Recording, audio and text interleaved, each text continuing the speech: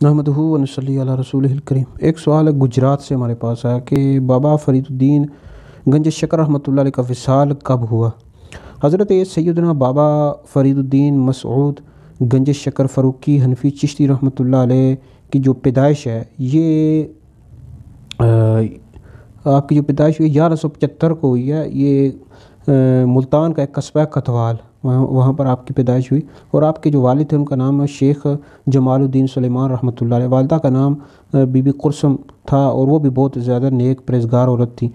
اور آپ کے جو پیر صاحب ہیں ان کا نام ہے جن سے آپ بیعت ہوئے ہیں خواجہ قطب الدین بختیار کاکی رحمۃ اللہ علیہ، اور آپ کا جو لقب ہے وہ گنج شکر ہے۔ گنج شکر اس وجہ سے کہا جاتا ہے کہ آپ کو ایک دفعہ 80 فاقے ہو چکے تھے، آپ نے کچھ کھایا پیا نہیں تھا، تو آپ نے پھر کچھ کنکر جو ہے نا اٹھا کر اپنے منہ میں ڈالے، اور وہ ڈالتے ہی وہ شکر بن گئے۔ پھر جو بھی آپ کنکر منہ میں ڈالتے تو وہ شکر ہو جاتا، اسی وجہ سے آپ کا لقب گنج شکر مشہور ہو گیا۔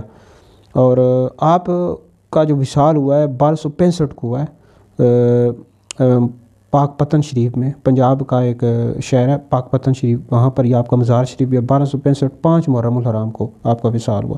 بہت بڑی ہستی ہیں جی، اور بہت بڑے ولی تھے، بہت بڑے عاشق رسول تھے، بہت زیادہ انہوں نے کام کیا ہے، بہت زیادہ لوگوں کو، کفار کو انہوں نے مسلمان کیا۔ تو اللہ تعالیٰ ان کے صدقے ہماری مغفرت فرمائے۔